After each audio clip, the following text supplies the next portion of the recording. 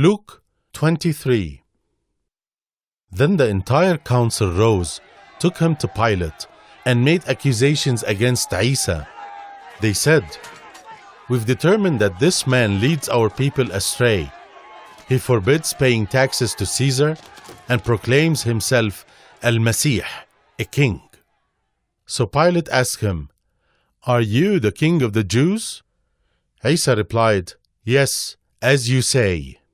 Then Pilate said to the head priests and the crowd, "I find no case against this man." But they were insistent, saying, "He incites the people with his teaching, all over Judea and from Galilee to here." When Pilate heard that, he asked whether Isa was a Galilean. Learning that to be so, Isa therefore being under Herod's jurisdiction, Pilate sent Isa to him, for Herod was in al-Quds at the time. Herod, for his part, was delighted to see Isa. He had heard about him, and for a long time had very much hoped to see Isa perform a miracle. So he asked Isa numerous questions, but Isa made no response. And the head priests and scholars of religion stood by, accusing Isa vigorously. So Herod came to despise him, and with his soldiers mocked Isa by dressing him in luxurious clothes. Then he sent Isa back to Pilate. Herod and Pilate became friends that day, though they had previously been enemies. Then Pilate called together the head priests, various leaders, and the people themselves. He told them, "You brought me this man accused of inciting a revolt. I have examined him in your presence, and find no basis for your case against him. And neither did Herod, so he sent him back to us. He has committed no crime worthy of death. I will therefore punish him and release him." But the crowd cried out, "Kill him and release Barabbas for us." Barabbas had been imprisoned for a revolt in the city and for murder. Wanting to release Isa, Pilate addressed them yet again. But they kept shouting, "Crucify him! Crucify him!" Pilate addressed them a third time. "Why? What crime has he committed? I found he's done nothing worthy of death. I will therefore punish him and release him." But they continued shouting, calling for Isa to be crucified, and their shouts prevailed. So Pilate consented to their demand. He released the man they sought, the one imprisoned for revolt and murder.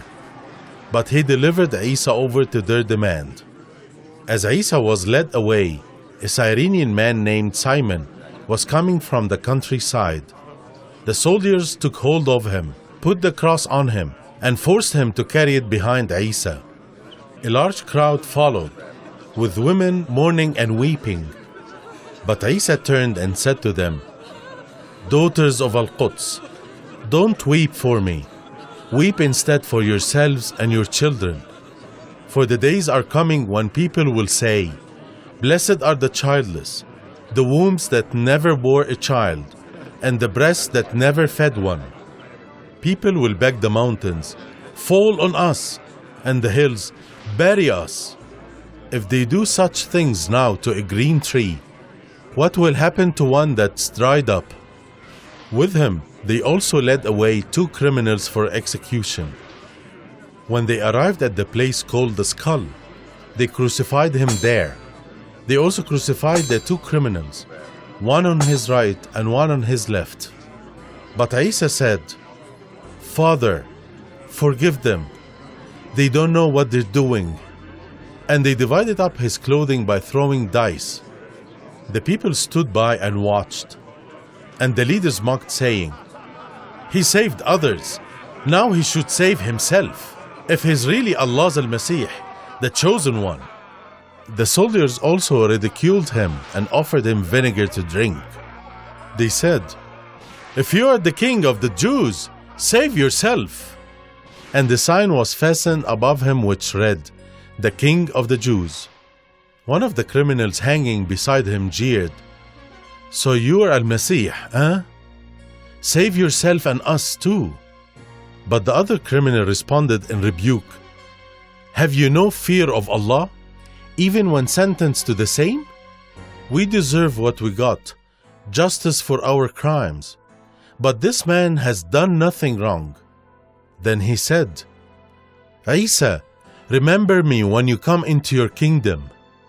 And Isa replied, "I promise you, today you will be with me in paradise." At about noon, deep darkness descended over the whole land, and it lasted until 3 o'clock. The sun ceased to shine, and the curtain in the temple ripped down the middle. Then Isa shouted, "Father, I entrust my spirit to your care."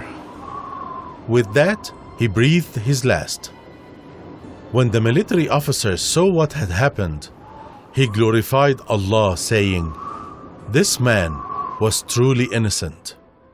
And when the crowds which had gathered to watch saw what happened, they returned home grief-stricken.